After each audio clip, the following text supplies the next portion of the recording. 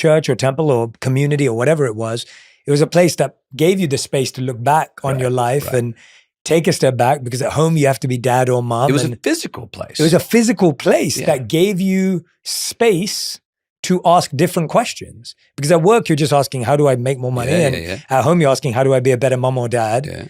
But then what about, how do I do all the other things? Where's the space for that question? It's possible. Without the ritual of that third space.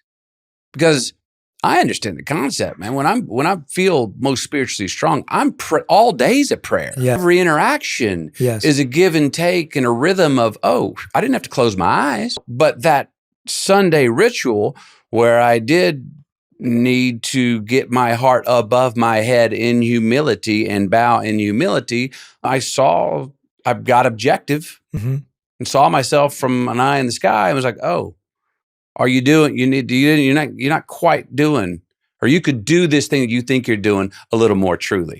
I needed that, but then a lot of times without the ritual, and so many people now go, I'm not religious, I'm spiritual. And it's done with religion, which in the Bible, Jesus fought against. So I was like, oh, that's not what I'm talking about. It isn't a capitalist thing. It's not a material.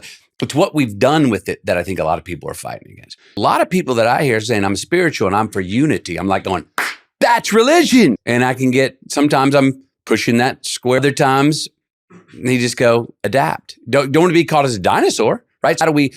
Where do we hold on to time and tested truths, spiritual ones in this sense, and still say, no, but let's adapt and evolve. People move around in society differently now. Maybe we don't need the third space on a Sunday, but we take the time every day to meditate, to pray. And church is where you are. It's in nature. That's where I find my church.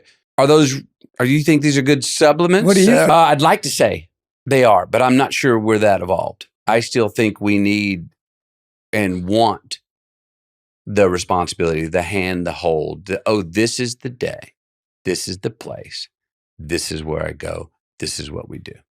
I try to short sheet that bed all the time myself. I know better. And I've never followed through on go forward with the ritual. Go. I've never followed through on it and come away going, 6 or half. I'm always like, yep, got to keep doing that, man. And I'm trying to do that more as a father and head of the family, and I'm not doing the best job of it. And I'm understanding this thing about, it's where we are. It's how we think. It's how we're gracious. It's how we're thankful. Before meals, we talk about our day, or we talk about philosophy or stoicism. And I'm like, these are some of the same things. But are they? I'm kind of making an excuse, I think, because philosophy is different than religion. Although my favorite parts of what I've studied with religion is the stuff I can go, I can take that into the week. I have trouble with burning bushes and parted seas and stuff like that. But that may be a failure of my own true faith. That seems to be, maybe that's my own pragmatism or my own belief in philosophy and the way we live life, which I'm eternally interested in. But I don't believe I'm going far enough. I think I'm short sheeting myself. I think there's a gap there. And I think God's going, I appreciate you trying. But you haven't fully surrendered to the faith, to belief in faith. And I think you do need that. Mm-hmm. My hunch is, I don't care how tired you are Sunday morning.